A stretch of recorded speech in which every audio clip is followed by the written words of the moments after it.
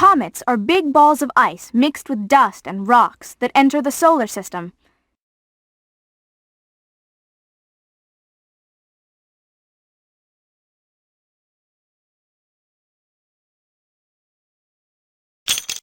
As a comet gets closer to the sun, it heats up, and much of it turns into gases. These gases expand, forming the comet's head.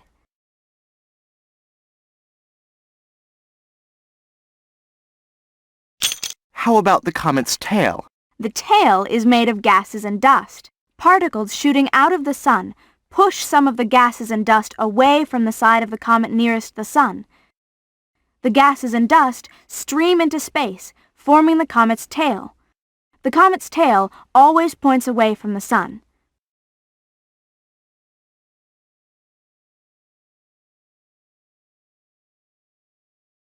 Comets orbit the sun like planets do.